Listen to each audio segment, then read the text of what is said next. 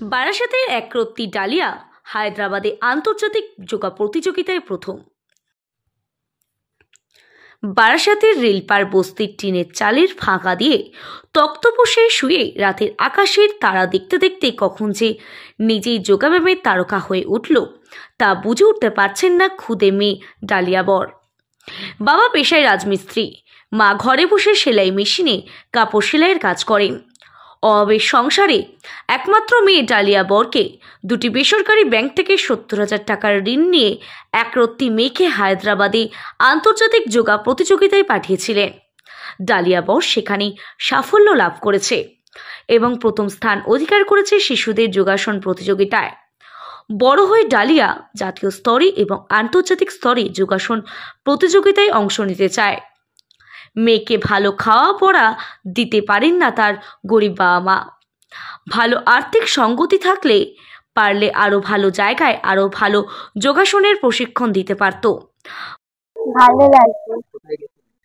ভাইজাগ। কতজন প্রতিযোগী ছিল ওখানে? আমাদের মধ্যে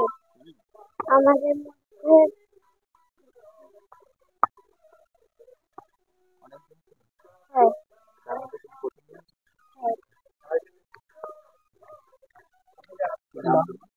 ডালিয়া বর।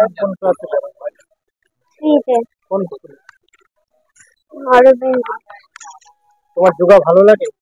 হ্যাঁ। কোথায় শিখতে? কোথায়? সৃজনী ক্লাবে। 2 বছর। আগামী দিনে আবারও এরকম কম্পিটিশনে যাওয়ার ইচ্ছে আছে? কোথায়? শ্রীলঙ্কা। শ্রীলঙ্কায় যাবে? এশিয়াতে?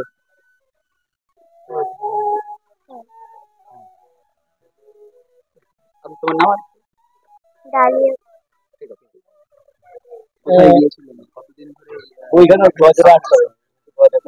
মেয়ে আমার অনেক তাড়াতাড়ি চলে গেছে কম্পিটিশনে, মানে 6 মাস ট্রেনিং নিয়ে তারপরে গেছে 2022 সালে।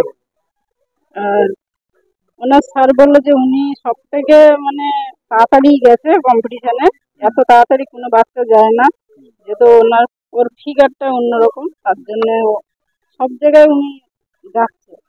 এই যে ওখানে গিয়ে এতজন প্রতিযোগী ছিল, তাদের মধ্যে থেকে প্রথম স্থান অধিকার করে এসছে, সেটা মা হিসেবে কেমন লাগে? মানে যিনি শেখায় ওনার মতো ট্রেনার না থাকলে আমার বাচ্চা মানে এই জায়গায় থেকে কোনো সময় ওখানে যাওয়া সম্ভব হতো না।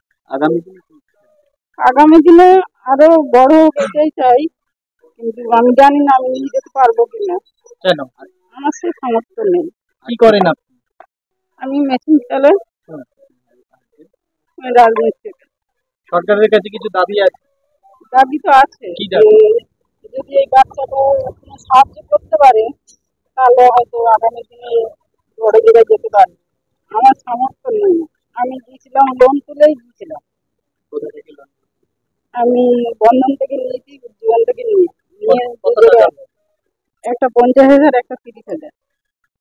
সেটা পৌরসভা বা কোনো জায়গায় সাহায্য পাননি? আবেদন করেছে? সেরকম যোগাযোগ নেই।